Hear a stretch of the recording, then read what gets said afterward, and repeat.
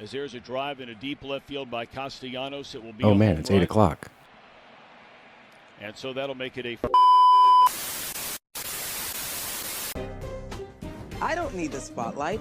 I shine just fine. Hi, I'm Karma, and yes, I am a bitch. BravBros. Good evening, everybody, and welcome back to another episode of BravBros, your favorite podcast from the bros for everybody, for whoever wants to listen. I am your co-host, Steele Russell, joined as always by the one and only Splooter McGlooter. What's up, dude? Tell you what, I'm sick and tired of daylight savings time. I know, Fuck it's this shit. been one day. Call out Ben Franklin. I think it was originally his idea. Let's call out the farmers. I'll call out anybody. This sucks. Let me do a little history lesson for everybody here, just a little current events as well. So, daylight savings time was originally created, everyone says the same thing, right? Farmers. Mm-hmm. That's what everybody says. It helps the farmers. Nobody actually knows what's going on. Honestly, free farmers. There you go, free plug. And I actually went to see John Oliver live. He did a bit about this that nobody actually knows the reason. Okay. So, when it was done to conserve energy. That was the whole thought process behind it, give them more daylight, whatever. Today, it is no longer applicable. It doesn't matter. We actually use more energy because of daylight savings time than we do conserving energy. Yeah, because we're sad sitting in our houses watching TV. The only reason that we still do it is because we used to. That's it. There's no actual reason that we continue to do daylight savings time other than to make everybody miserable. Yeah. Let's add a little bit extra darkness in the worst months of the year. Now, obviously, this is kind of geographical because over here, it's cold and dark. It's cold. Let's get sad, dark, and cold all together. Use up a ton of energy. Stupid. It's all dumb. It's so dumb. And like yesterday, I walked outside. It was 4:45, and it was almost dark outside. Yeah. It's soul crushing. Well, it probably didn't matter to Ben Franklin and his opium dens. But, different topic for a different People day. don't want to talk about that either. Here's your history lesson for the day. Daylight saving sucks, and Ben Franklin did opium. Yep, there you go. That's what you can rely on the bros for. Welcome to the bros. Well, obviously, BravoCon was this past weekend. We did not get to go this year because we're going to our show on the 19th, and because we have actual jobs as well as this, we can't do both. We can't make two West Coast trips in 1 month. That's just ridiculous. So next year, I'm confident that we'll be there. I'm not going to guarantee it because I don't want to let people down, but I'm confident that we will be there. I'm sad that we missed it. I liked all of the clips that I saw. I watched most of the 2 streaming things that you were able to watch. It had like the 4-hour of like the off stage, not the main stage, but the stage with the escalators, which was a weird choice. Yeah, I didn't really understand that, and I'm sure Bryn kind of regrets going to that one, but that whole thing with Bryn losing her shoes, like, yeah, it was an iconic moment, and people are going to talk about it for a while. I feel like we glossed over how bad that could have been. It could have been awful. You hear about it all the time, right? The kid getting 2 broken feet. Amongst other things. Mm-hmm. Like, you hear about it, but you never actually see someone get sucked up into the escalator. You actually saw it, and she played it off super cool, but that made me nervous. Yeah, honestly, it does make you nervous, but it's so funny how much access you have to BravoCon if you're not there. Streaming on Peacock, it must have been 24/7. Like, you could just tune in, watch whatever the hell you wanted. It's not even people on stage. It's just people milling around at some points. There's like a 24-hour access camera to BravoCon. It's crazy. I mean, they've done a great job promoting it. They've done a great job giving the viewers access, pretty much all of the access that we would want. I'll tell you what, though, I watched all the clips. I did not tune into the live shit. No. Because, I need somebody else to do my filtering for me, whether it's you or just Bravo accounts that I trust and follow. So you're lazy. I don't need to watch everything. I got shit to do, bud. Okay. I got shit to do, all right? I got to be sad in my house in the darkness when daylight savings time ends. That's what I have to do. You can't use that excuse when our job literally is Bravo. Our second job. What do you want me to do during work? Job for now. I am actually surprised that I don't get shit for having a Bravo podcast at work, because that would probably set me off. I'd be like, I don't even want to be here right now. I'd rather be working at home. I don't need to talk to you about my podcast. But imagine if I had like an iPad in there and I'm watching all the live stuff from BravoCon. Obviously, it was over the weekend, but Friday and, clips and whatever on Monday. That would just be a hilarious visual. What are you doing? I'm watching BravoCon. It's for my job, dude. Tuning into BravoCon. Well, what's going on? Well, they're actually just kind of getting up to the stage now. It's probably not going to start for about a half an hour, but I got to see how they look at each other. They're spinning the wheel of BravoCon. I need to see what it lands on. They might take it off. You don't know. Who knows? But no, we'll, as Steele said, we'll be out in California on the 19th. November LA. 19th, LA. Bourbon Room. Be there, be square. You can be both or either or. It doesn't really matter to me, but I want you there. This is your version of a plug? Yeah, sure. That was fine. Yeah. If you are coming out to LA, go to nofilterlive.com, get yourself some tickets, come hang out with us. It's a Friendsgiving. It's going to be a blast. It's getting close. We leave next week. I know. It's pretty crazy. I know. I'm really excited. It's been a while since we had a live show. I've never been to LA. I've never been interested in going to LA. Oh, really? I think I've said this before on our program, but yeah, never really been interested in going to LA. Our program? Yeah, we have a program. This is a program. Oh, I don't like Tune that. into the program. That sounds too official. You'll like LA. LA's cool. I like going to visit LA. I don't like staying for extended periods of time. I do like visiting, and we're staying with my brother. Shout out to Brooks. He lives in Los Feliz. His spot's awesome, so I'm really excited to get out there. I'm really excited for the live show. It's been too long. We live off of live shows. We do. We really need to ramp it up. So obviously, this week and next week, shows might be a little erratic. This is just us shaking off the cobwebs, getting a little excited. This is how we get back into live. If you're watching YouTube, I'm doing a lot of hands today. A lot of hands. I do a lot of hand gestures anyway. It's how I talk. Yeah. But I'm doing even more. I'm doing fist bumps, Frank the Tank. This is the content you can only get by YouTube, Yeah. So if you haven't subscribed to YouTube yet, we're plugging all over the place. You better get an extension cord for all these plugs. Can we move on? This is what you can expect I from know. a live show. They might not buy Great tickets. puns. But it is our midweek episode, so we've got one job to do. We got a power rank, baby, and we got a lot of shows out now, a lot of new shows out, so we got to power rank these newbies. Not newbies, but you know what I mean. I know what you mean. Carry on. Would you like me to start? Yes, please. Okay. All right, I'll do it. I'm going to go ahead and slot. I've still got summer. Oh You know what? Let's start with. Hold on. Let's start with the bottom first and Ooh. go up. Change it up. All right. That's actually a lot tougher. It's fun now because we actually really enjoy all 5 of these shows. I know. I'm not even going to throw Winter House in there because it's not even a real show, so who cares?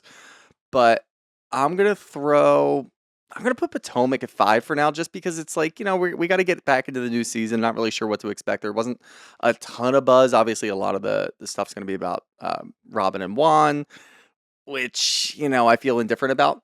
I'm not. See, I'm ready. I'm excited to get into it because I, like the rest of the Potomac audience, like the rest of the cast on Potomac is also like one of your top shows. It is my top show.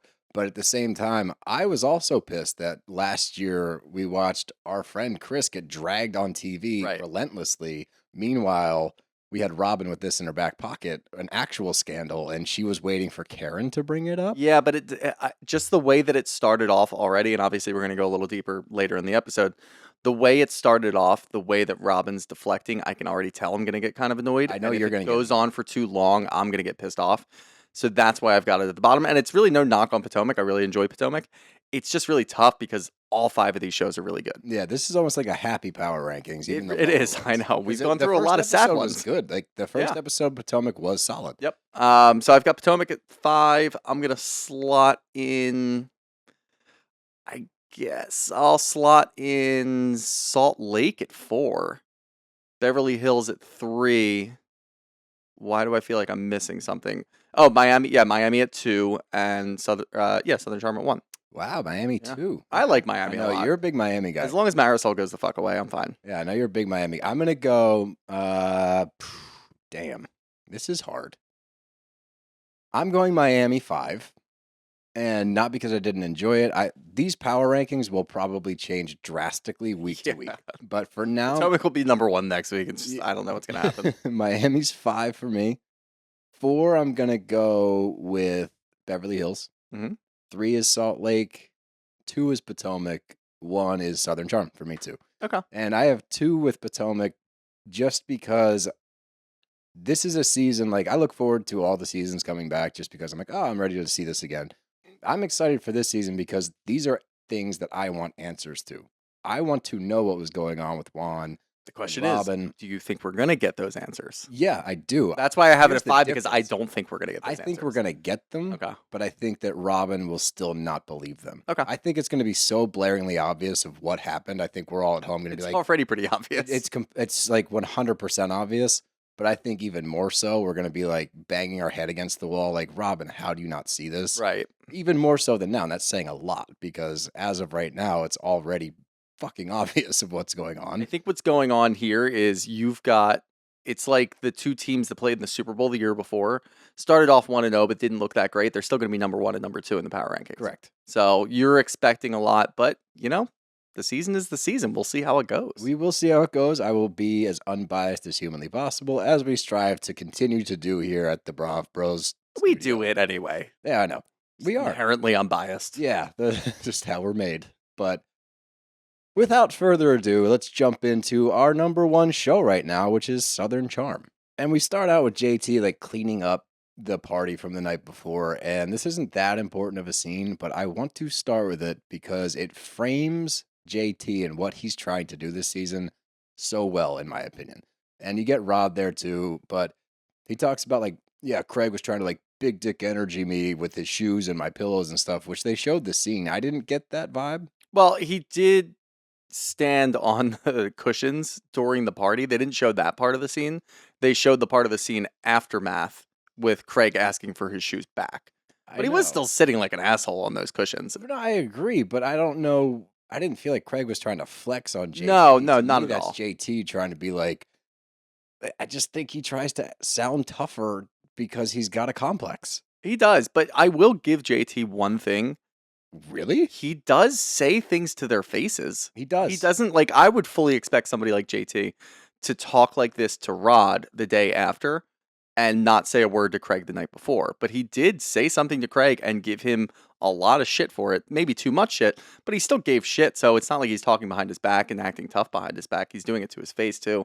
And he does it later in the episode too, kind of annoyingly. But Kind of annoyingly. yeah, I just don't even want to talk about that right now.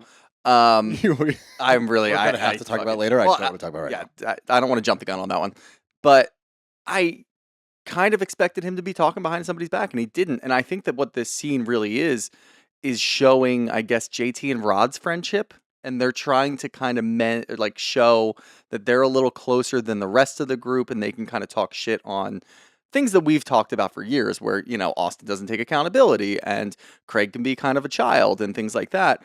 They're doing this as like an aside, and I think what Bravo is trying to do, and maybe what the producers have tried to do, is showing us, okay, Rod and JT are finding some commonalities in how they think about the group, and maybe they'll be able to bond a little bit more. So that way, later, when that bomb drops, we understand, okay, Rod and JT are friends. It makes sense that they talk about this. Okay. Still have feelings about that later, but that's what I think they were trying to do. That's fair, and I see those two, and I don't know if it's a forced relationship because they're the new guys coming into the show, and it's like, hey, we need to lean on somebody. Why don't we just team up?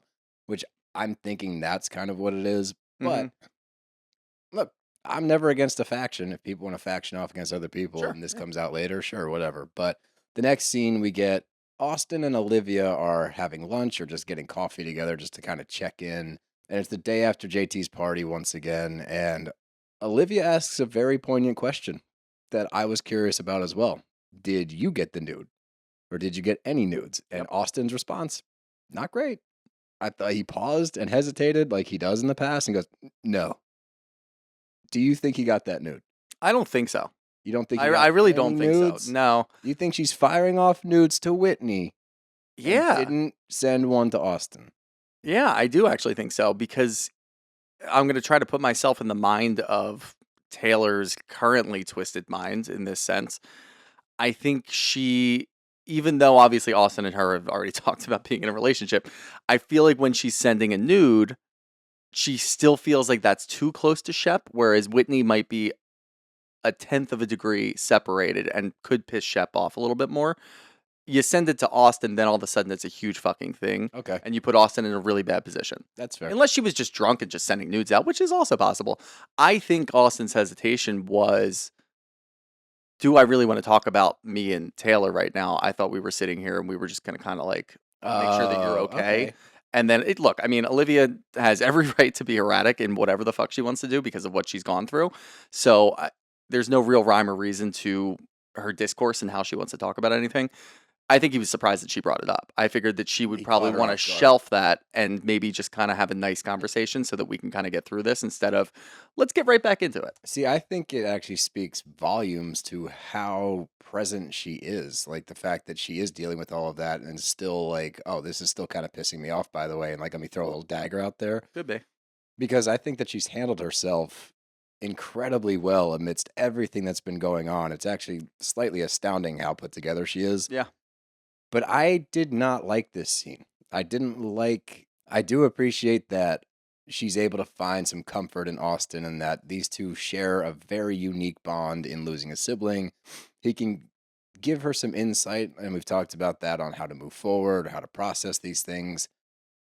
But it's going too far for me, where I feel like now we've reached a level of trauma bonding where these two are coming back together because of something so tragic, which I'm afraid that emotions are going to get foggy with this. I know that both of them have emotions like through the roof right now. And Austen, because of what he went through with his sister, is also having that flood of emotions. I'm not going to flat out say that he's using this to his advantage because I don't believe that's what he's doing. I think he's trying to be there for her. However, when she's as vulnerable as she is, and then you say something like, I do love you, like to me, that's too much. To me, you're pushing the boundary now of being a helpful and caring friend.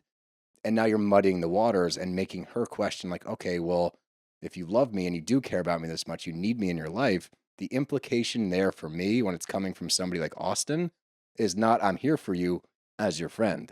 It's there's still something here and maybe we can see where this goes. And I don't like that when she is so impressionable right now because she's leaning on people and she needs support. She needs comfort. And this guy can give her all of those things, and they have already had a relationship. Word choice to me in these moments is extremely important, and I think that him saying I love you in that moment is fucked up. Can be. I'm not even going to fully analyze, like nitpick different words or anything like that, just because I feel like the situation is, like you said, I think it's a dangerous game. Yes. However, he is still being there for her, and I don't think the intention is, well, we can grow closer and then maybe there is something down the line. Like, I really don't think, I think it's probably popped into his head, but I think he's trying to actively avoid even thinking like that. And he's still in this situation because he still wants to be there for her. I think he's conflicted, super conflicted. I think she's all over the map. Again, rightfully so. Where do you expect to be in that situation? No idea. I just think it's a really dangerous game for both of them to be able to do this because what do you want Austen to do if she reaches out to you and says, hey, No, do you want to sit down and like have some coffee? If your emotions get the best of you in that situation because of what she's been going through and how similar it is to what you've gone through, your emotions are going to get the best of you. I'm not even going to fault you for that. That's okay. Like that shit happens. Faulting. I'm not throwing fault at That's not so much that. But that's why I feel like I don't want to go into the specifics of what was said and say anybody was wrong or any word choice was wrong because I don't know. Like that's got to be a crazy situation to even be in. With that. So I'm not gonna put any emphasis on the words that were said there. I think we could acknowledge that it was a dangerous game and then say let's keep an eye out for it. Yeah, I see. I do see where you're coming from. I still take an issue with some of those things, but I can. Again, I'm not vilifying him for it. I'm not. No. I don't think that. No, you understand that he's not intentionally trying to do correct. anything. I think that subconsciously it's just happening. You just got to be careful. Yeah, and I don't. There. He's not a very careful guy. That's exactly it. You Gotta be careful, and he's not careful. and he's not. Yep. And that's what makes me nervous. But moving on from there, we get Whitney and Shep out to lunch together, and Shep brings up the nude immediately to him, and Whitney's response sucks. He's like, well, it was supposed to be a joke. It's like, that's not a joke to show someone else's nude. I think it's a fucked up situation. I posted about it today, a little clip of it. It's just annoying. And then a lot of people commented about the fact that he's a producer on the show. And I don't think they're going to lean further into this whole thing because if he does have a say in what's being aired, then yeah, they're not going to talk about it. But his defense is, I deleted it and like I shouldn't have made a joke about it with my mom and Madison. And when he said that, He didn't say anything about showing anybody. That's what I mean. Like, did he show anybody? Yes, he showed Craig. He showed other people too. I don't remember Craig saying that he explicitly saw it. did Madison said No, she last saw it. week. Last week he's sitting there Okay. with Paige and he says, "Yeah, Shep showed me the picture." Shep Right. showed other, or sorry, He Whitney definitely, showed or me the Whitney picture. definitely, yeah, Whitney definitely showed it. Okay. He's deflecting by saying, "Oh, it was just Madison and my mom." It's like, no, it was multiple people. You dirtbag. I think the funniest part, not funniest, but the best part about this, it seems like every episode something new comes out and somebody else gets off the hook. Yeah, Like, right. Taylor was destroyed last week. Mm-hmm. Maybe a little too hard, and that's okay. This week, there's a new thing that popped up, I know. and now nobody's going to talk about Taylor's nude. It's great. It's It's interesting. so nice because it's almost like every week we've got a different storyline that just keeps popping up, and obviously it's just different branches from the same reality that keep popping out. Oh, there's still- multiverse, yeah. Loki. But there's things that yeah, that's exactly what I was doing. Yeah, but there's still things that like we need to discuss. And before we're done, maybe before we get to the point where we're overdoing it on one topic, something else pops up, and then you have to go talk about that. It's great. It keeps things fresh, and I really enjoy it. And I think that is why I still and you and I both have the Southern Charm at the top of our rankings. It makes for a good watch, and obviously there's a lot of fucked up shit going on. Yeah. I don't want to say that I'm enjoying the watch because I'm watching people traumatically go through things. However, as a viewer, I can say it is And if enjoyable. they can figure out a way to tie this all together at the end of the season successfully, and this is already one of the most successful. Whitney gets seasons executive of Southern producer of Charm. the year. Oh, fuck that. He might, but if they can tie it together at the end with a big bow on top and do it the right way, this could be one of the best seasons of Southern Charm yet, and I stand by that. But the one thing I want to take away from this is at least Shep feels guilty, and at least he feels responsible for some of the shenanigans going on. And people commented earlier, "Why are you guys so easy on Taylor?" We're not. And I think that gets lost in translation. We're focusing on what the show is putting in our face. Taylor's not at the forefront right now. She's getting shit for the nude. I don't think she should. Taylor does need to answer for what she did to Olivia. But like you just said, we keep getting new shit every week. So we're focusing on what's present. And if the nude is present, I don't think she's at fault for Whitney showing the nude. Should she have sent the nude? No. Should she get shit for him showing the nude? No. And I do appreciate that in this instance, at least Shep, who is never responsible for anything, is able to say, this is partly on me because of what I put her through. So I Mhm. appreciate Shep for that. And his self-awareness this season has been better than previous years. And maybe that's simply because he's single. I think it probably is. And I think that the people who are telling us that we're not hard enough on Taylor for these things, I think we went pretty hard about what she did to Olivia. The rest of these things don't fucking matter. No, they don't bug me that They much. really don't matter at all. And really, if you're going to comment something like that on our videos, you should be condemned to go to a 4-year relationship with Shep and see how your mental psyche is at the end of that. Because that's the thing. Like, I feel like people are overlooking all of that. She was through a long relationship where he cheated on her the whole time, made her feel like shit, still told her that he wanted to be with her, and then told her, you know what, I really want to be close to you, but I'd rather be single right now, and that's better for me. It's got to ruin somebody like that. You have no idea what she's thinking. We can excuse little things like that. Yeah, sending a nude to Whitney's fucking dumb, but does she need to get ripped apart in a podcast? Probably not. No. Probably not. We wouldn't get anything out of that. We just move on and we focus on the actual things that matter.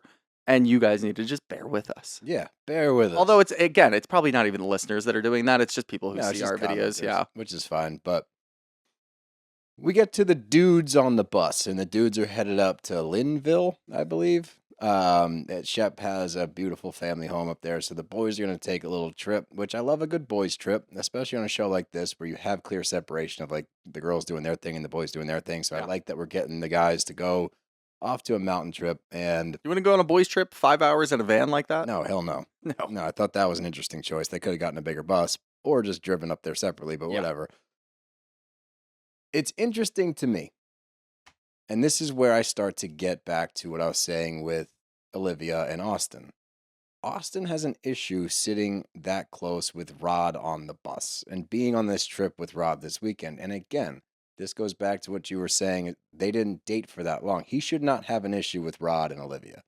The only reason that he does, in my mind, is that he just has this inkling or this faraway thought where he's like, maybe there's a world in which we do get back together. Or No. maybe there's why? Because they're not friends.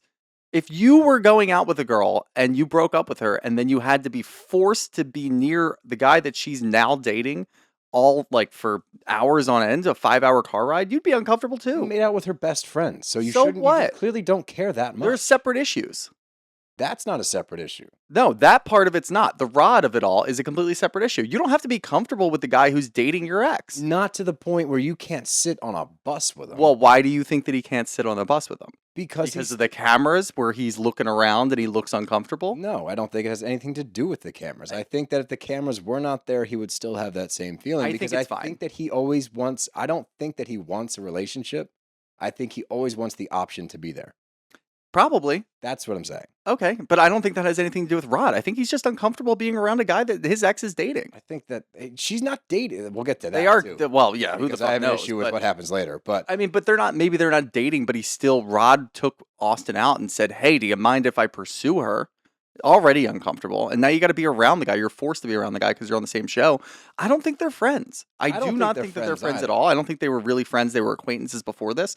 Now you're forced to be around the guy that your ex is dating, the girl that you still have feelings for, that you've admitted about a million fucking times on live TV. his feelings for everybody. Of course. So now he's gonna. What do you want him to do though? He's not allowed to be uncomfortable You're around allowed Rod. to be uncomfortable, but not to the point where like I can't be on a bus with this dude for 5 hours. It's like you're on the same show together. I can't be on a bus with any guy for 5 hours. That sounds awful. I don't want to be on a bus with anybody for Yeah. 5 hours.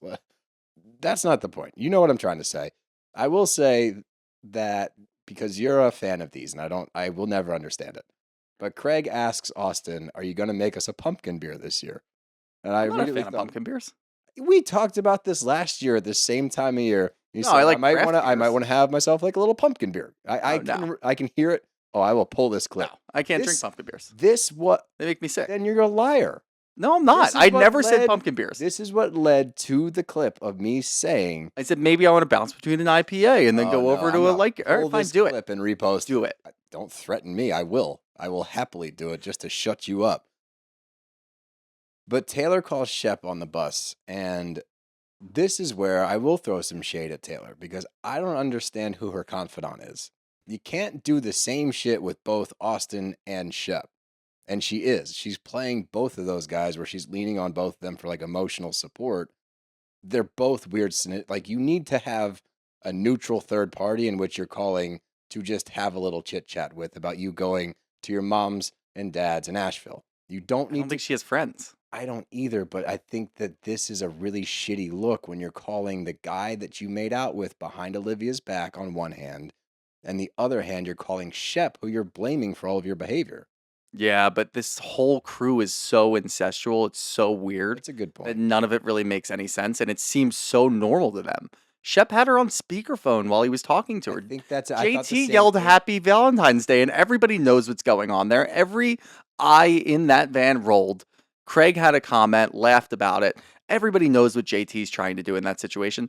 Shep with her on speakerphone, they're just so comfortable with it. It's so strange, I think but I've gotten over it over like watching the last couple of years. I've said that before about the speaker thing. Yeah. I'm pretty sure that's a production thing because if you watch everybody on the phone, 90% of the time they are on speaker to begin. Has to be, yeah. Sometimes they take it off speaker when it gets serious, but like even when Leva answered when she was out to dinner with Vanita and found out about Olivia's brother passing away, the initial start of the conversation, they're on speaker. When shit got real, she took it off speaker. and put it Right. in her ear. No, that's a good point. I also think that there could be maybe a level of accountability in there where Shep is no, actually it's Shep. No, Shep doesn't come have on. accountability. Get I was outta here. originally thinking he put her on speakerphone so that everybody knows, hey, I'm not having like a weird private conversation with Taylor. No. I'm having an open conversation with a friend. Yeah. But no, I think you're right. I think it is production.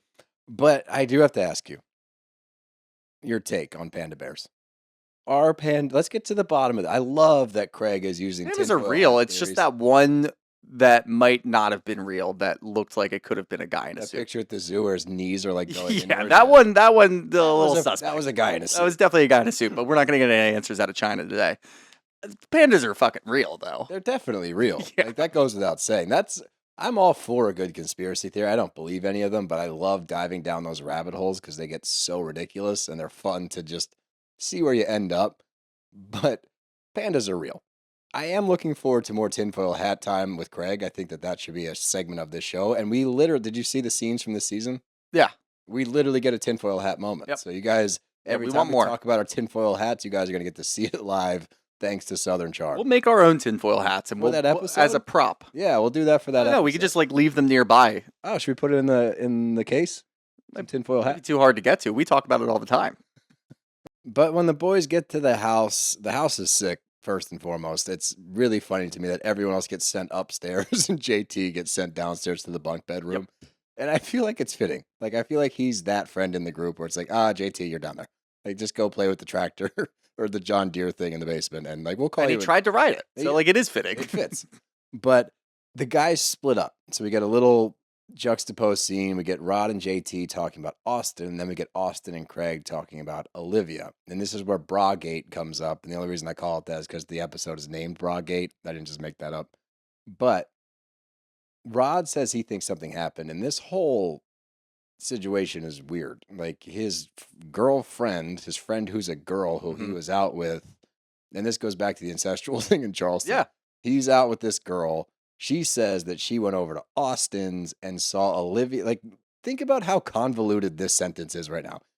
Rod was with another girl. They were out. That girl then went to Austin's house where Olivia had been previously, and Olivia left her bra there. Yes. So now Rod is mad because he was out with somebody else that went over to Austin's that saw that Austen was with the girl that he likes. Let's not get it twisted, too. On the van, for whatever reason, I don't know why anyone ever asked this question. What's everybody's relationship status? Yeah, no, don't. Rod is actively dating. Do you think he was maybe out on a date Yes. with that girl? Yes. He said it was just a friend, which it could have been. Again, Southern Charm, convoluted as hell. My biggest holdup on this whole thing that I couldn't move past and I had to rewatch the scenes. Why are they talking about it at the exact same time? I don't like that. Don't force me to know. I know what you're doing, producers. Don't do that shit. There's no fucking chance that two different factions at the exact same time, and we know it's the exact same time because they keep bouncing between the kitchen and going up, and they're doing the stupid hearts with the burgers that don't work out. They are having this exact same conversation at this exact same time. Rod knows what happened through a girl. He tells JT, or Austen knows what happens because obviously Austen was there, and he's telling Craig. Two new people that didn't know the story are now finding out about the story from two separate people at the exact same time. Don't do that to me. Make it happen organically because it's going to happen. It's all guys up there. They're going to talk. Or let somebody get blindsided. Like, we haven't seen a good blindside. No, a good blindside would have been great. And they didn't allow us to have that. I couldn't get past that. JT didn't allow us to have that later. JT is a fucking idiot. But well, my thing, and I want you to, like, please, for me and my sanity, can you explain to me why? Why what? Why the fuck is JT so invested? Why does he care so much about Rod and Olivia and Austen? What the fuck is the holdup? Because he has a vendetta against Austen because he's in love with Taylor. And that's where all of this stems from? That's 1,000% where it all comes from. 1,000%. Yeah. But it drives me crazy because he's the one spearheading this thing. Like, Rod's the one. He's been doing it since day one. I know he has. I've seen that, and that does make sense. So thank you for explaining to me because I asked you to. But Rod is having a genuine, like, hey, man, I want to talk to you about this. Like, this is bugging me, blah, blah. And JT's like, we need to confront him. Is he going to get away with this forever? It's like, Rod's calm. Why are you in here ramping shit up, you pissed off little man? Like, what's your problem? His problem is that he's in love with Taylor, and he had a vendetta against Austen immediately at that bar, started talking about how she slept over at his house, wanted to bring him down that way. He got out of it. Shep found out and forgave him immediately, pissed JT off even more. Okay. Taylor and Austen still talking, still very friendly. She's still in his corner. Anytime that she needs something, he's there for her. JT is not that person. He was FaceTiming with her. And you could even tell, like, when she's talking to him, she doesn't seem that enthused about even talking to JT. She would call him to talk about a date with another guy. Absolutely. And he would support and then cry afterward. And that's what he's going to do. And that's what I feel like his whole thing is. That's what his MO is this entire season. That's why I'm getting so annoyed with it. But yeah, you're right. He did not allow this moment after the obvious staged moment. He didn't allow the new moment to happen organically. No. He jumped the gun. immediately with the fucking sous chef versus the real chef type of weird. His innuendos in I just, that moment were it was so so dumb. annoying. Before we get there, we get Austen talking to Craig about Olivia, and he explains the situation, like what happened.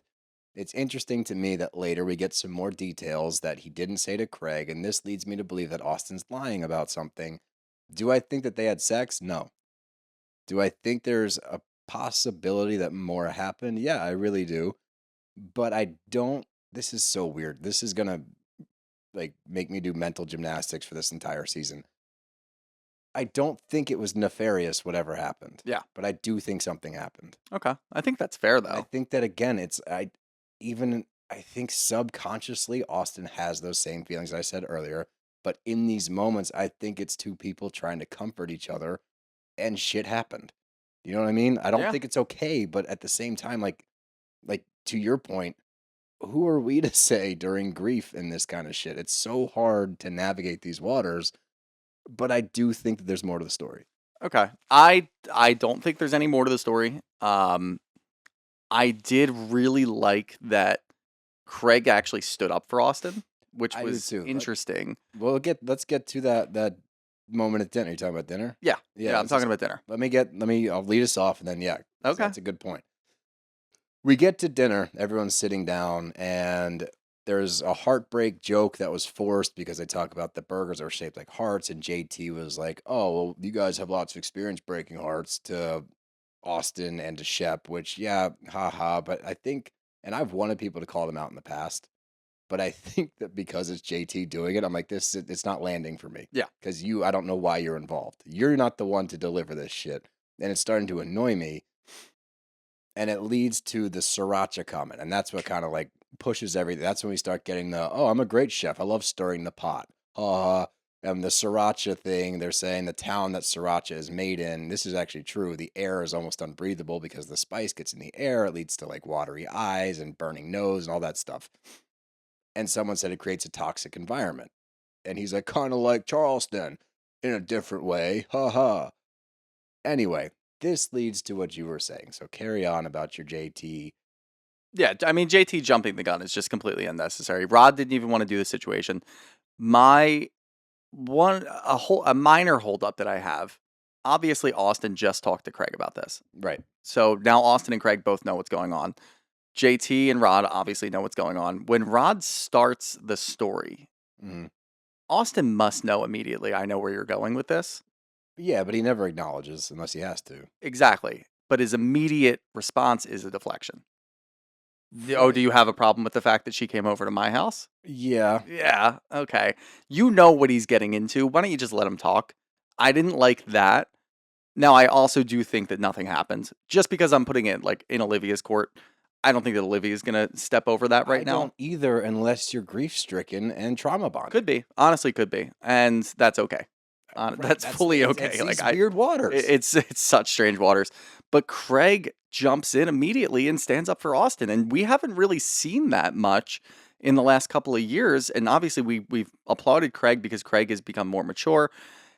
Him standing up for Austen says a lot for me. I feel like Craig really does believe Austen He says that yeah, nothing and happened. That actually does carry weight for me. Yeah, Him and there were believing it- more details in Austen's story than he usually gives for anything. So he gave, especially the Taylor situation. We didn't get shit out of the Taylor situation until he absolutely had to. See, that's an interesting take because the way that I took that was, more details came out when he's telling Rod than he told to Craig. But you're saying, I because think he when was more Austen open uses with more it. details, he's telling the truth. I think When he that's uses actually less valid. details and he's being vague, he's not telling the I truth. think that's valid. Yeah, and I don't know. It's just something that I can pick up from Austen for some reason. But Craig jumping in and defending him was huge. I thought that was crazy. And I think what it is, and I agree, he doesn't like JT. He does not like you. He immediately shuts JT down, but he does it in a nice, mature way. And JT is just like chomping at the bit, just talking about letting Austen go, and he never has to take accountability for anything. And how many more things are you going to let him get away with? Shut up, JT. He's going to let him walk on water? No one's calling him Jesus No, Christ, man. everybody rips him apart all the time because he makes dumb decisions. He admits that he makes dumb decisions. He has been in hot water the entire goddamn season. A lot of it was your doing. Just be satisfied with that. You're not satisfied because you're in love with Taylor. And Austen hooked up with Taylor, and there's obviously something weird going on there. And people let him go for it. You wanted him to be dead in the ground so that you could show up with flowers at Taylor's door and say, I'm sorry that your friend Austen died. I'm the one who killed him. Here you go. Here's the flowers. Now please marry me, and you and me can move into my mother's house together. That's what he wants, and he's not getting that, so it's pissing him off, and he's getting more and more fired up. Rod did not know that. I'm going to give that credit to Rod. Rod had no idea what the fuck's going on with JT and his vendetta. He presented him with evidence that that JT can now use against Austen once again, and we're going to continue to see this. I'm just tired of JT. We know what he's doing, and it's annoying. We know exactly what he's doing. Here's my dilemma. Okay. Rod is not dating Olivia. They've been out a couple of times and they made out. Okay. He does not have the right to dictate what her and Austen are doing. No, he doesn't. No. And the fact that he can be upset about it, though. He can totally be upset, but to bring it to Austen's attention, in my opinion, is inappropriate.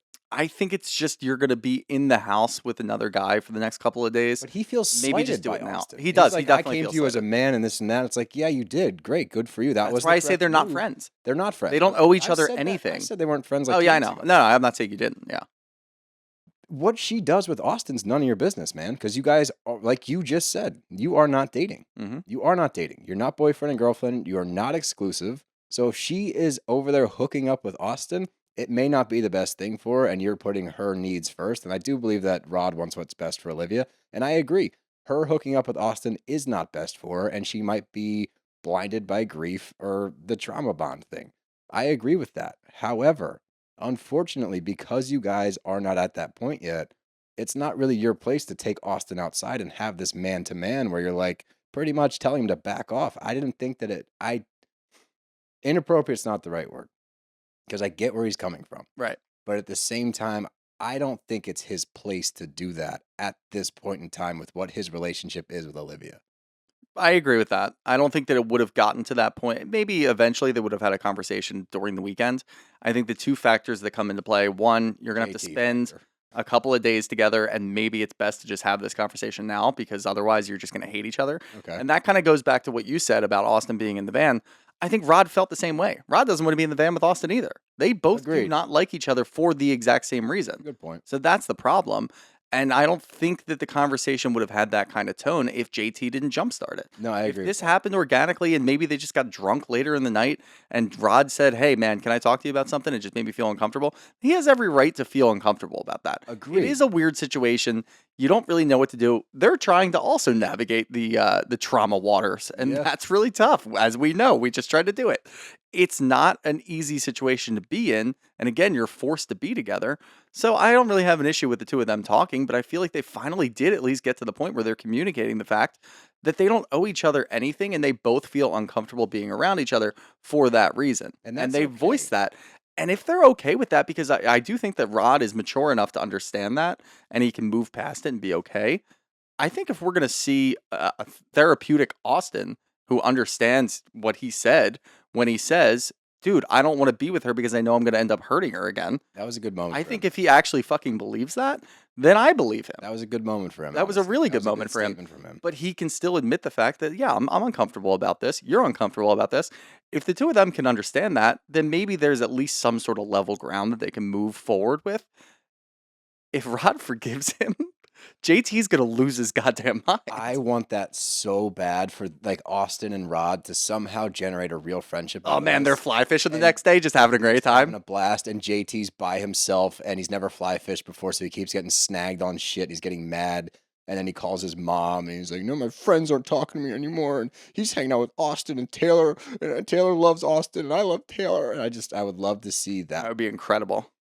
But look, all in all, I don't think we've experienced a season of Bravo in which there is like all this drama going on, but it's so hard. There's not clear sides. Right. There's a lot of murky waters in which we're trying to, like you said, we're trying to navigate the trauma waters, which might be belittling the situation, but I like the turn of phrase. So I'm excited for this season, and I feel weird saying that because of what's going on the show. I know, that's what I said. I You don't know, want to say I'm enjoying it, but I'm enjoying it. but everybody is because it's getting really high ratings. So like, it's a solid season. You know what it is, honestly? this feels the most. I know those moments were overproduced. This feels the most real. I feel like Yeah, the things going on is situations, the things that genuine. happen are real. The events that happen are real. Yes, They're producing a little too heavily for me, but I can get past that. I'm not going to I hold up can on it. too, and I think that that's what this season's delivering really well. Yeah. Is like this is some real shit, and you can feel the tension between people. You can feel the awkward moments. You can feel the heartbreak. You can feel all the things happening. And I think that makes for really, really good TV. And give me more Rodrigo. Yeah, he's a fucking delight. I'm glad that he's on that trip. Me too. But that takes us to my favorite, and god damn it, I'm so glad it's back. We are with RHOP, aka Potomac, aka the ladies of the Mid-Atlantic, aka that's all I got. Yep. But let me tell you, I am thrilled to see the ladies of Potomac back on my TV screen. And I thought this was a good first episode. It's a lot to look forward to this season. I'm glad they're diving into it immediately. And I think it's easy. It's a layup, to go after the Juan Dixon thing because we got so much shit about it in the off season. There was legal cases, there was cheating scandals, pictures, rumors, like Paywalls. paywalls on Yeah. podcasts, Patreons, name it. There, we got it. So I'm excited to get into this season. What did you think of episode 1? Kind of boring. Really? Yeah. Oh, maybe it's just because I love. I didn't want to take the wind out of your sails. No, I just couldn't thought take the wind out of my sail if you tried, pal. you don't know what I can do. You don't know what I keep going. Yep. Shut up. No, I mean, obviously we already talked about what the focal point, at least for the beginning of the season, is going to be. We fully expected it. I think it's just kind of gearing up for it, which is fine. I have no issues with that. I just didn't think a whole lot happens because it's really just what you said. A lot of this happened in the off season. We're just going through it now and getting to get the reactions from the other women on the show kind of all together in a format that we're used to in Housewives. I think here's why I had a different take than you. Watching Robin sidestep everything on Watch What Happens Live, watch her or listen to her on the podcast sidestep it and not fully address this stuff, blame it on the fact that Karen didn't bring it up during the season. To see her put to the fire immediately, like, no, we're going to get into this on TV whether you like it or not. And she sidestepped. She did, but they're clearly going to keep pressing this issue. And I'm just glad that this took center stage on a matter that she was trying to sweep under the rug. And episode 1, within the first 2 minutes, we get a full intro of, no, we're going to talk about all of it. Yeah. And I think she actually did herself a disservice by not just bringing it up last year, because now it's almost like, not even almost, I guarantee Andy took this personally because he was pissed off because he wasn't happy when he found out that this was all going on. Yep. And it wasn't brought up last year. So I guarantee he made it a point to be like, this is going to take center stage right out of the gate because you tried to be shady about it. Yeah, but will you be okay with the fact that she's going to sidestep and probably not answer anything? Are you going to be okay with just watching her be uncomfortable for every week? Like I said in the intro, I think that we're going to get answers on this one, whether it comes from her or not. I do believe that. Okay. So that could be wishful thinking. I could be, I am the serial optimist of the group. Unlike you, Mr. Negative Nancy. Well, it's just that she sidestepped it the entire offseason, and then the first episode, she sidestepped it even more and made excuses. She did, but So I don't think that's too. Yeah, but that's all the behavior that she's exhibited for the last 6 months. Why would I not believe that that's going to continue? Well, because if this stuff keeps beating you over the head, eventually something's got to give, in my opinion. And maybe it won't. Maybe it won't. And again, optimist over here. But it has me looking forward to this season. So let's jump right in. We start out with that whole intro scene of everything that's happened, right? Mhm. We got that girl in Canada that he allegedly bought her a hotel room but didn't go to the hotel room. We get the picture of him with his assistant coach or whatever, Bree, in the nail salon, the picture or the video of them in the laundromat, just a lot of evidence against him. And we get the clip from Reasonably Shady, where they're talking about it on the podcast behind the paywall. I guess Bravo paid the fees so they could get that clip. Yeah. Thanks, Bravo, for doing the work for us. But you get all of this damning evidence just to lead us off. So we all know we're on the same page going into the season. And it starts out with Robyn at home in one of the most frustrating, rant-inducing scenes I think I've ever seen in my life. Because Juan comes home and she's talking about how life's just tough right now and there's so much going on in the background. This man has the nerve to say it's all good, it's part of life. No, this is because of you, man. You did all of this shit. You're the reason that shit's kind of weird right now. It's not life. This isn't like a life moment where you're like, oh, shit gets tough sometimes. It sure does when you're fucking girls in hotel rooms and putting it on your credit card. It sure does when you're going to nail salons with your assistant coach and being seen in public. Wow, there's also rumors of you cheating on your wife with another woman in a hotel. Like, what the fuck? I don't think he's cheating. I think they have an arrangement. Oh, I'm getting ahead of it right now because I don't want to I don't want to lead people down the wrong path for an entire episode. But yeah, I think that they have an arrangement, full on. She said the one thing that stood out to me in that clip beforehand when we're just kind of getting into the season, Juan had an affair because he was bored. Yeah. Who the fuck says that? And I could see Robyn saying that. And I think that the way that she says it is she understands this is what Juan's going to do. And I'm okay with that. I want to get on with my life and I want to make sure that our marriage is okay. And I get to just kind of move on with everything. She never really showed any regret for anything that happened, except for the fact that she's regretting that people are asking her a ton of questions about it. I think she's pissed off that it's now in the spotlight and he wasn't more discreet about it. I think they have a full-on arrangement. Here's my take. And I don't disagree with you that that might be the setup. Regardless of whether or not that is the setup, I don't think she likes it. I think that she... Oh, I don't think she likes it either. I think this is affecting her way more than she's letting on, whether it's an agreement or not. And I think that the brashness of Juan is what pisses me off the most. And in this conversation where you're talking about potentially stepping out on your wife with one of the coaches on your staff, you have the nerve to say that she's a beautiful woman? Are you... I almost dropped my... Not even like a notebook throw. I just almost dropped it because I was like, why? Why on earth would you say that? It's Juan Dixon is still living the life of an NBA superstar. He's a fired college basketball coach. And he was never an NBA superstar. He was a pretty good college player that got drafted to the NBA and sucked in the NBA. He thinks he's a lot better than he is, and he's still living the life of that, and he expects things to happen. Unfortunately, it seems like Robyn does too. And I think that that's kind of where their arrangement is. I fully agree with you. I think that she does not like it, but I think that she's more pissed off in the current interim because he got caught and now she has to answer questions that she doesn't want to answer questions about something that she's uncomfortable about that kind of pisses her off.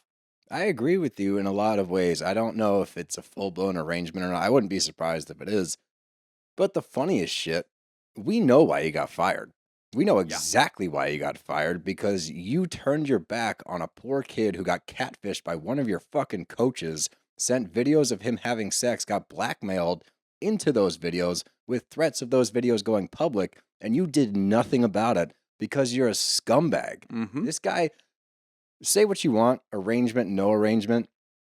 Juan Dixon's a fucking dirtbag, dude. If you're going to be this open in public about your quote-unquote arrangement, if you're going to go out and claim that you got a hotel room for a woman but didn't go to the hotel room, which is ridiculous, and then be seen out in public with your coach after that's already in public about the girl from Canada, and then when we all know what happened, this poor kid's life is ruined because of you and your staff, and you have the fucking balls to say that you lost your job because you didn't win enough basketball games.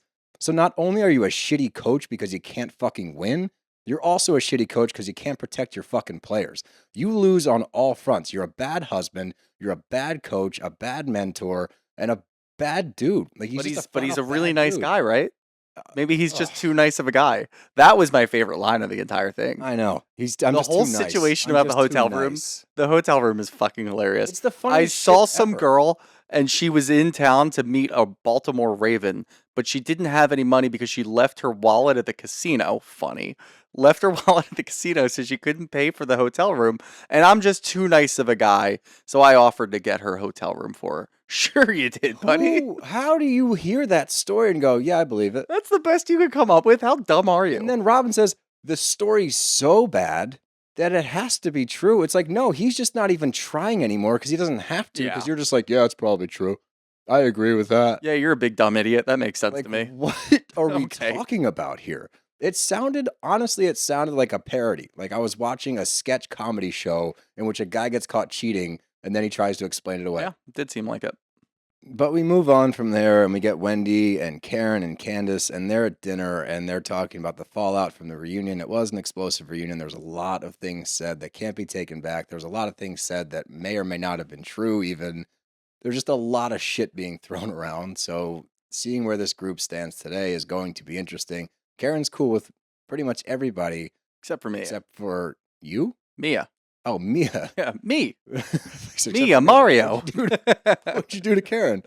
No, except for Robyn is the one that she still has an issue with Robyn because she feels that there needs to be ownership taken.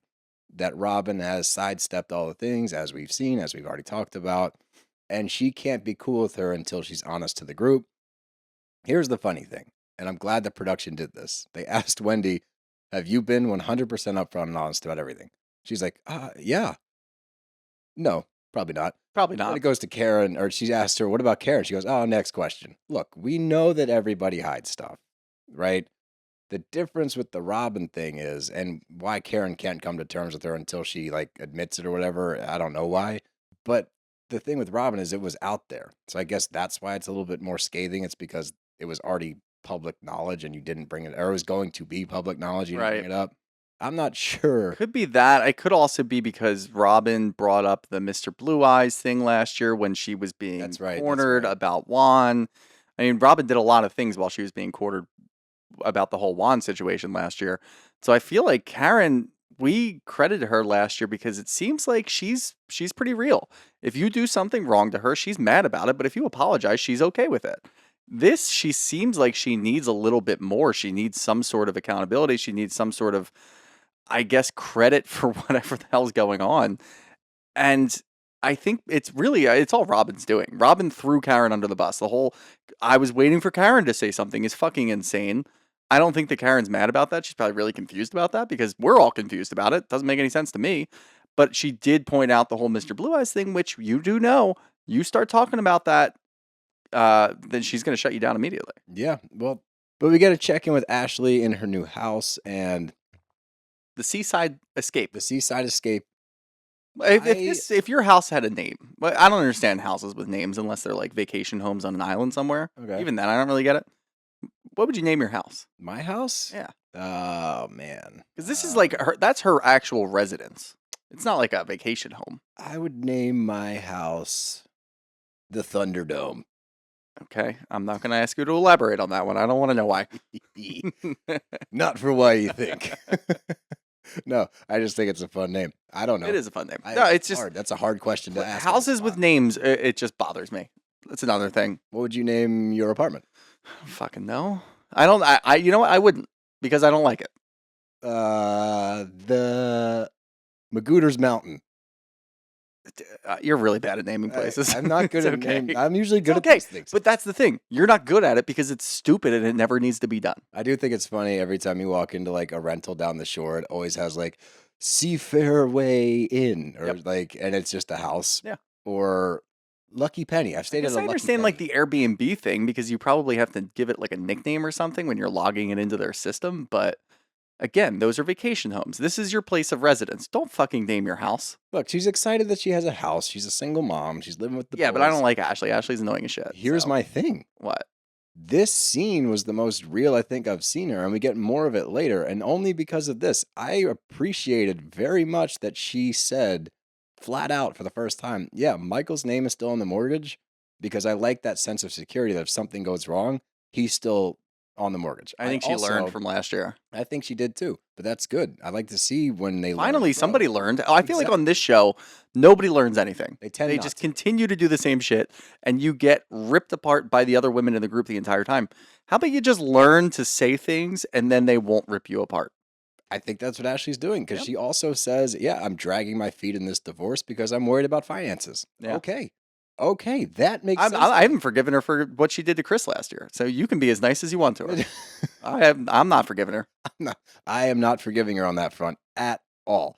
I'm simply commenting from an objective standpoint that hearing her say Mhm. why she's still having Michael on the mortgage, why she's dragging her feet, was refreshing. I have not forgiven her whatsoever. Don't Okay. gaslight me right now. I'm not in the mood to be gaslit, and I will not stand for it. It's okay. I won't. Moving on. we get to see, but in this scene, we get a FaceTime with Gizelle, and she wants to get some of the ladies together to offer Robyn a different perspective on what's going on with Juan. And the group that she's getting together makes a whole lot of sense, and we'll talk about it later. But I appreciate seeing, and this is important with Gizelle, because Gizelle pisses me off more times than she does not. These moments are important because she's looking out for a friend. I do not like the Green Eyed Bandits. It's no secret. But the fact that she's being a genuine friend here and saying, look, we need to figure this out. We need to try a different route and try to get to the bottom of this for Robyn's sake. I like this Gizelle. That and family scenes with Gizelle. She's Okay. great on those. Yeah, but other than that, like, she's just mean to people. But she just wants Robyn to see what other people are seeing. And so much of this to me is optics. And I feel like that's where I get frustrated. It's like, Robyn, and you might be in the throes of it. You might not see it. It might be an arrangement. There might be 15 different reasons. But like, this makes you look bad. And that sucks because you're not the one doing this. Juan's the one doing it, but it reflects poorly on you. And that's not fair to you, Robyn. And I'm glad that Gizelle is trying to help her out without a shady reason behind it. Fine. Yeah, it does make sense. I just keep going back to the fact that I don't think until Robyn tells the truth, and if she's not even going to tell the truth to Gizelle, then who the fuck's she going to tell the truth to? I go back to the first scene. She's putting together a fucking photo book of their wedding while talking to Juan about his transgressions. But could that also be her way of being like trying to Coping? show him something? Like, hey, I'm Could sitting be. here with our wedding pictures and all of this shit's going on, and She we're just talking seems about it like now. so even keeled when she's talking to him about it. But could that be a defense mechanism she's built up to avoid getting hurt because her husband's a know. dirtbag? Maybe. It's just she seems more agitated when people are asking her questions that aren't Juan. When she's with Juan and they're talking about it, she seems at ease, and it's fucking weird. See, and I don't get it. I don't get that vibe. Mm. I feel like she is trying to give off that vibe. I feel like that's how she wants to come off. That's why I said earlier, Then why wouldn't she do that with her friends? because she's defensive. Okay. That's why. Because she doesn't like them challenging her because she doesn't want to break and open up that she's not cool. She wants to come off I think at this point she doesn't want to be embarrassed. Do you think that she will eventually break and do that? I do. That's the Okay. thing. You don't. I do. And I think that this I first feel episode, bad. You're gonna hold on hope, and I'm gonna have to I will always and forever hold on to hope. But feel bad for you all season. we'll get there in a sec. But let's talk about the thirstiest new housewife on the scene, Jason. Yeah. This man needs to be on TV. He just has to be on. He TV. has to be on TV. I think he sought Gizelle out for this opportunity to be on TV. First episode, he says, "I haven't seen you in a couple of weeks. Like it's been a few weeks, been which a is few probably weeks. like 3 weeks. So you show up when they start filming. Oh, weird timing. Like it just worked out that way, my Yeah. man. Like, and he's making her a sushi Look, I mean, dinner. I hope maybe they've grown to be happy, but we did point it out as soon as they started dating. He just needs to be on TV. That's all he He just wants. wants to be on TV. Here's the thing. Here's the flip side of it. If Gizelle wants to have some fun with a dude that's 16 years younger, he's a very attractive man, and she's just trying to have a little fun, I'm here for it. Yeah. Do your thing. No issues whatsoever. Not No, throwing this shade is there. more than just a little fun, though. I The know, kids because the are kids are involved. Ugh. I agree. But her disposition about the thing, and she's also not one to show her hand, so there's no telling how she actually feels about Jason. She's playing it up like, yeah, I'm having some fun in the West Wing. It's seeing some things I haven't seen in a while. Like, look, of course I'm not wishing negative things on this relationship. No, If not at it's all. real and pans out, great. Like, who would have seen that coming? Not me. But to me, all I'm getting is a very thirsty Jason and a very accepting Gizelle that's excited to be with Jason. And I think that, I don't know. I just want to see Jason around with, like, He the needs to be on entire the crew. group. Oh, man. He needs to be around the ground dom. He can't handle that. No, he needs to be around the ground dom. I I got to agree. see what Karen says to him. Karen's going to tear him a new asshole. Yeah. Like, he cannot stand his ground amongst this group. I really don't think he's going to be in a group setting. I think we're going to get a couple of those scenes, which we always get with Potomac, with Gizelle specifically, the family scenes. It's nice to see her being a good mom. Nice to see her enjoying her family. Throw Jason in there. We'll enjoy that, but he's not going to do anything more. You know what I did need to see? What's that? Her feed him in front of the child. I didn't need to see any of that. I yeah. didn't need to see that. I didn't care for that. And he goes, look away. He. I'm like, yeah. No. But hey, if Giselle's happy, whatever. We get our check-in with Mia and G Daddy, aka Gordon, and they're in their much more humble apartment in Bethesda because their $10,000 a month rental that they were also renovating just wasn't feasible anymore. Who'd have thunk it? Who'd have thought that a $10,000 rental that you sunk 60 grand into to renovate, which I will never get over that. I brought it up last year 15 times. I might bring it up 15 more times this year. That does not make sense at all. And so you lost 60K on top of whatever else you lost. So now you're living in this apartment. The apartment looks nice, but they're talking about the fallout from Gordon losing his CEO position of their chiropractor firm. I thought Mia was the CEO. No, she was. Right? That's what she told us. Mhm. And then she's now in her confessional here. She's the director of marketing. Uh-huh. Where did that come from? She made it up. She made all of it up. All of the I'm things not that even she sure says that are Gordon made up. was the CEO, and he got voted out, and we don't know why. I'm not going to speculate. I've got thoughts. I'm not going to speculate. I'm not going to Yeah. get in trouble because they will send me a lawsuit. That's the thing. They would. Mia will send me a Yeah, lawsuit. So will I'm get going to keep sued. my mouth shut. Yeah, we're not going to speculate on this one to avoid the courtroom. But we find out that Mia is sober, and then we quickly find out that she's not actually sober. She's just given up hard liquor. Good for you. That's great. What a weird way to Don't paint guise this it that scene. you're sober. No, it's extremely belittling to actual sober people and giving up hard liquor but still drinking beer and wine. Thank God for Gordon pointing it out of all people, being like, that's the same thing. Yeah. Because it is the same fucking thing. You gave up hard liquor because you didn't like what cocktails did to you that one night, but you're still, in the day that you tried to tell us, the audience, that you told Gordon I'm not drinking, you then ordered a glass of wine. Yeah. So get the fuck out of here with that. That pissed me off. I don't like that at all.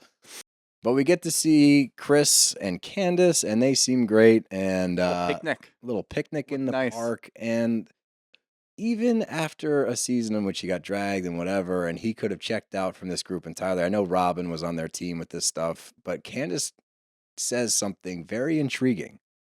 Was Robyn on our team because she wanted to... I wrote it down. Candace says, were you only supporting Chris and I so no one would bring up your scandal? And then my brain started turning. I'm like, Robyn is smart enough to do that. Yes. So that easily could have been a move. And now I'm leaning towards that was the move. It was like, oh, I'm just going to jump on this train and now we won't talk about my train, but I'm not going to drag Chris because Juan's doing much worse shit than what Chris has allegedly done, did not do, but allegedly done. That is kind of the vibe that I was getting. And it seems like Chris and Candace understand that pretty well too. Yeah. I thought watching this scene, they seemed so at ease. They and did. just like enjoying the fact, like, hey, we're still filming. It's okay. And we've talked to Chris before, and Chris knows that we know that, filming is uncomfortable and sometimes you don't really want to do it, but it's okay. He seemed happy. And I think that they're happy because they get to, exact a little bit of revenge this year. And I'm so looking forward to that. They deserve And I it. don't think that they're going to do it. Obviously, Candace might go a little over the top with some of the revenge that she wants to seek back. It's just going to be some things that she says. are gonna be Exactly. some of the worst It's going to things be all you've ever verbal. heard. Yeah, it's going to be all verbal for Candace. It's going to be a couple where you go, ooh. Yeah, and that's fine because she has the best insults in the Bravo game. She does. And She that's really does. the best thing that you can hope for in this situation. I think that this is a nice, easy way for them to just get into the season. And I do think that Candace is going to go scorched earth. And I think she has every right to go. She absolutely does. But here's why Chris is great and why they're great together is because Chris is the one that's like, look, you and Robyn are tight. You guys need to figure this out. I think you should sit down and have a discussion one-on-one. Yep. There's no need for that. He doesn't need to say that. But they seem to be, which I never thought I would say, that Candace is like the level-headed one of the group. Chris keeps her grounded and everything. They work well together. So I'm excited to see them enact some revenge. Yeah. And if they do it the right way, they might win this season. They definitely could. But this is where we get to the climax of the episode. And this is what we got teased with earlier with Gizelle saying she's getting some of the group together. The women of this group for what I'm calling an intervention or a Juan-tervention or a Dick's intervention. I'm not sure which one. I don't like that last one. Dick's intervention? That sounds like something different. Yeah. Dixon where? Dick's intervention. Yeah, no. No. Who's Tervention? So You Dick's got so many dicks in him. So a Juan-tervention. Yeah, that's better. All right, so it's a Juan-tervention, and the crew that has been rallied together is Charisse, Gizelle, and Ashley. all three of which have experience with similar happenings. We got Charisse, who was cheated on. She's the closest to it because she was cheated on by a basketball player. Yep. So she can speak directly to it. We've watched Ashley and her struggles with Michael for years and years and years. And Gizelle with Jamal, we know what happened there as well. So these are three people that can speak to this whole thing with a lot of knowledge on the topic and experience on the topic. And it is set up legitimately like an intervention. She's going to sit here, you guys sit here. And when Robyn gets there, it's immediately approached as an intervention. Like, hey, you're the star of the show. And she's like, whoa, why? Which is also like, why. You know exactly what's going on. Just sit down. But she sits down and they start to talk to her about it. And what struck me right out of the gate is they bring up the picture of Juan with the girl at the nail salon. And Robyn's first response is, I don't care. And they're like, why do you not care? Why don't you care? And I think Charisse said it, but she says you're numb to it. Mm-hmm. And at this point, you're just numb to all this stuff. And that's really sad to see. Let's go through this whole scene as though it's not an arrangement, just to avoid, because we'll go in that pitfall and then we'll start talking for 10 minutes about something else. So let's go into the guys that there is no arrangement here. This is just, we got evidence of a potential cheater and Robyn deflecting from it. All right.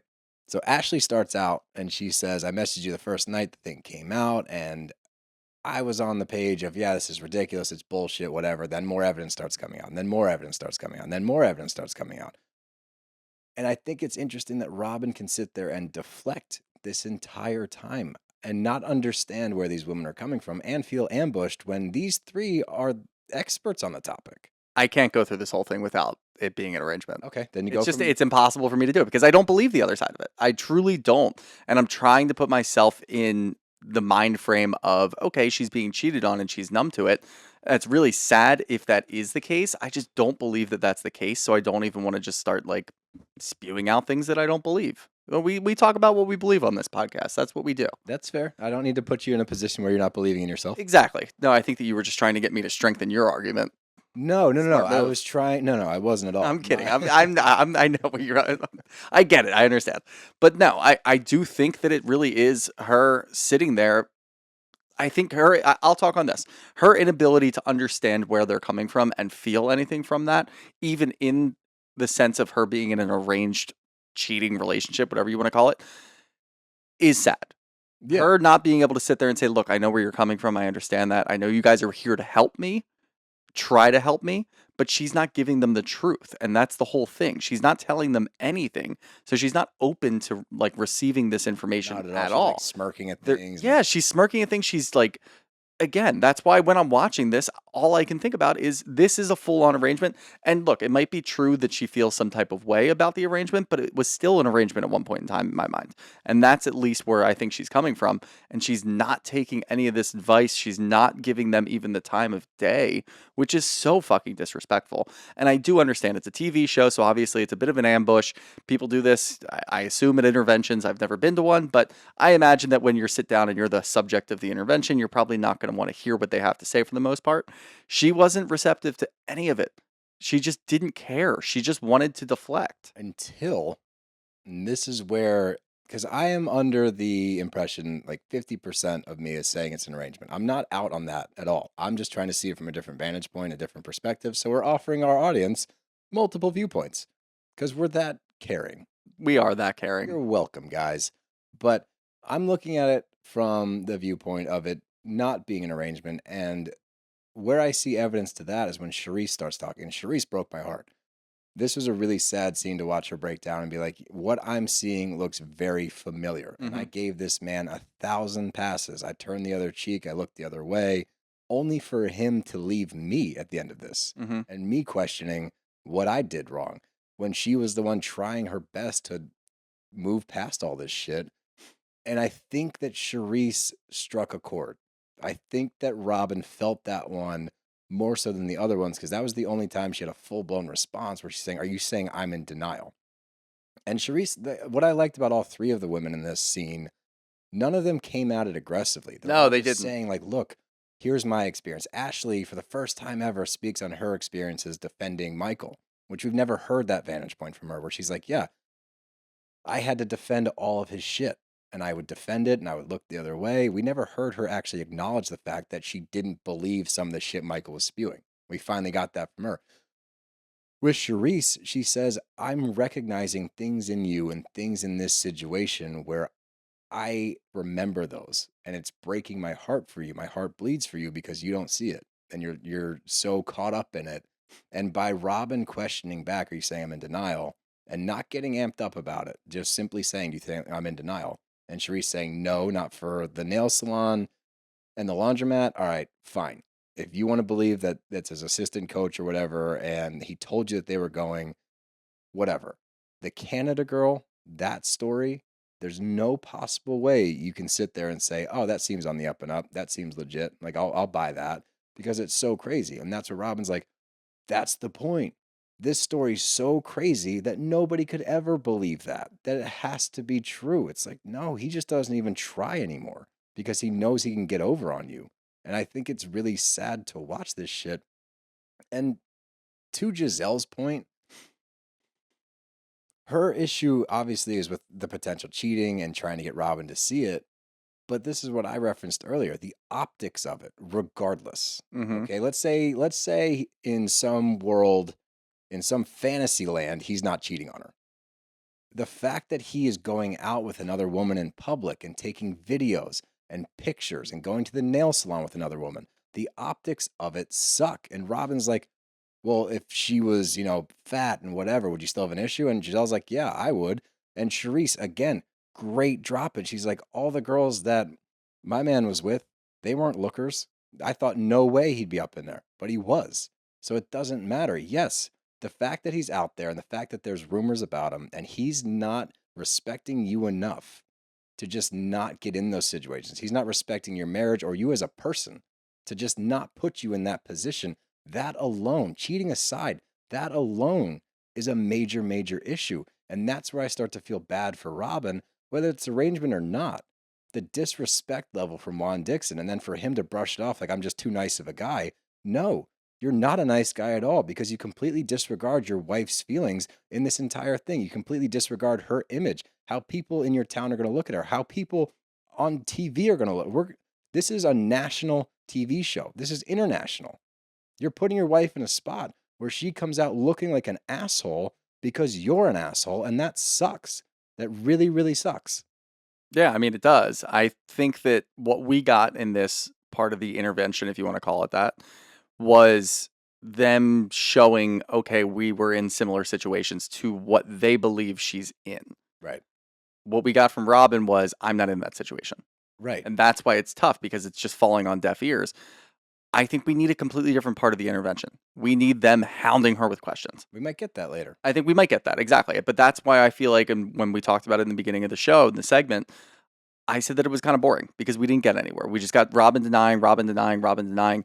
It's hard to watch after a while, and if she continues doing it, I don't want to watch that. I want her to finally open up, or I want them to get annoyed, like I'm going to get annoyed, and start pounding her with questions because then she might crack. Maybe you'll be able to get some sort of truth out of her, but they're not doing that. And I understand how that works because, look, they did come together. They are, or rather, they have lived similar lives or similar parts of their life that are very similar to what they think Robyn's going through right now. So they want to be able to relate to her. The problem is Robyn doesn't want to relate back to them. She is not saying, oh, yes, that's exactly what I'm going through. Thank you for being here for me.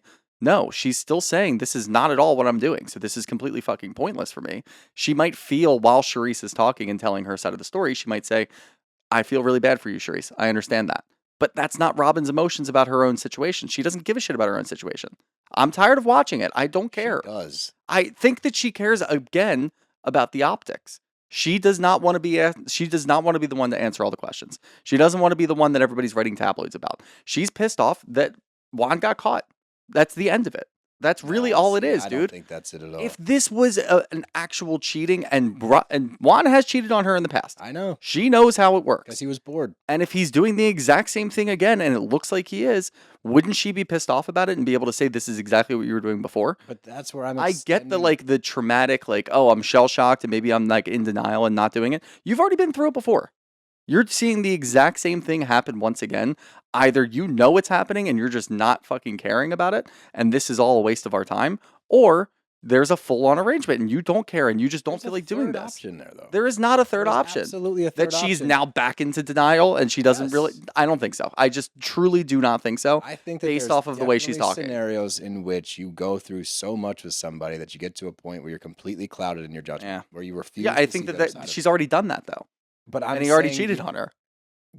I do not think that she is comfortable coming to terms with the fact that she remarried a man that would put her through this again. So she will die on the cross of, no, this is not happening. What is making you say that she's uncomfortable with it though? What emotion has she shown? She hasn't, and that's my point. When I'm watching these scenes, for me, I'm looking at body language. I'm looking for how they're responding to it. I'm looking for all of those things. I don't think that she's shut off because she doesn't care. I think she's shut off because she refuses to crack because she doesn't want to seem weak or embarrassed. I don't think she's shut off at all. I do. She's fucking laughing at them. See, She's I think smirking at the all things of that they're that's saying. forced. I think I all don't of it's think so at forced. all. Well, then we're gonna find out. But We are going to find out, but that's what I'm talking about. This was not, all this gave us was a glimpse into, okay, Robyn's doing whatever the fuck she's doing, but she's not receptive to any of this. So they're going to have to take a different approach, which is, let's just yell and shout over dinner. Because that's where we're going to go. Well, for sure, we'll get there no matter what. But this is going to be an interesting season because we're pretty much watching two different shows then. Yeah. More or less, which Yeah. is, it'll offer. I would also like it if, the show took a different turn and this wasn't the entire fucking focus of the season. Look, it's early on. We have no idea. Yeah, I know. I'm just scared that it might be the entire season. And That it would might really bother but me. I think that it's going to offer a very unique season in which we're both, like I said, taking two very different vantage points here. Could be. So it'll be interesting for the audience, and I'm curious to know where they stand. So we'll ask some questions. Let us know. Yeah, we'll ask some questions that are more pointed on Instagram. So I'm curious. I'm curious what the overall sentiment of this one is, but I'm excited to watch it under that viewpoint. It'll be interesting. This is Oh, new. yeah. This is something new. It's love. Ooh, what? What? How's it love? Fuck. You're not feeling the love? Feel love. But that takes us to our questions. So let's jump right in. And I want to lead us off.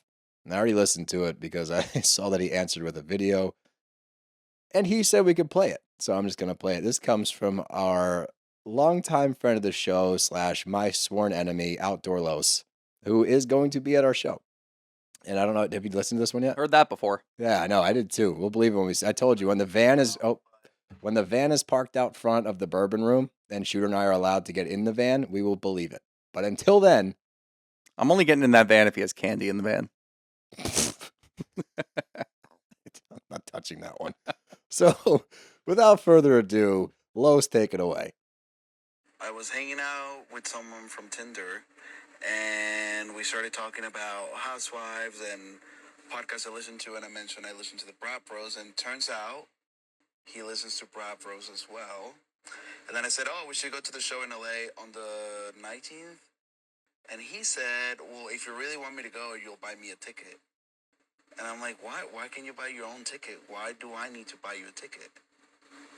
So is this a red flag? Should I just buy him the ticket? And he's probably going to listen to this, so... But I don't care, so I hope you play it. I don't know if this... So, lots to unpack here. Oh, stop talking, Los. So we heard you already. All right, so let's jump right in. God damn it. It keeps playing Los. Shut up, man. Turn your phone off. There we go. All right. So let's unpack this. Up first, Los, buy that man a ticket. you think? Yeah, why not? Why is Los buying the ticket? I'm going to do you one better because this is what I was going to do to just qualm this whole thing. Los, we will put you on the list. You and him, you guys have free tickets. Oh, you can do that. Yeah, that's all right? nice. To just Until Los doesn't show up. now, if you don't show up, we're done, pal. But that if I was bringing a date somewhere, I would buy the ticket. Yeah. You brought it You up. think You because started he- talking about the BravBros first, bro. But do you think it's a red flag for him to just immediately say, "You buy me the ticket"? Oh yeah, for sure. Yeah, I don't like that move. Yeah. And he listens too, so he's listening to this as well. Yeah. I don't know what your name is, buddy, but but for you to just bring that up all willy-nilly like that, I don't know if I like that. And look, I might hate Los, but I'm also very defensive of Los. So, Yeah, we'll see you both there. Yeah, we will put you on the list. I'll reach out to Los and we'll get you guys on the list so that we don't have And to. Los gets the flex a little bit because we just got him a ticket. Yeah, So, there you go. Look at us. We're just bringing people together. If this ends up going the distance, just remember how he got there, all right? You remember who did that for Maybe you. we'll go sit at Los's table after we're done. Wait, no. Here it is. If this goes the distance and you guys end up getting married, we are invited to the wedding. Oh, yeah. That's in exchange for these tickets. I think that's fair. That's our Yeah, stipulation. that's fair. You're welcome, Los. Now stop being a dickhead. Up for, sorry. And next from Karen A.D., Karina D. Who's the guy in the glasses and dark hair? I can't figure it out. Watching every episode. I'm assuming you're watching our episodes. That's Shooter. Shooter wears glasses. Sometimes you wear sunglasses. Sunglasses, but never on the show. You never worn sunglasses on here? No. You want me to start? Well, who are they talking about? I feel like that would be Southern really Charm. Are you talking about Rodrigo. Rodrigo? Probably. Oh, I thought you were talking about us. If it's on Southern Charm, it's probably Rodrigo. He wears glasses. Yeah, he and wears dark hair. glasses. Rodrigo.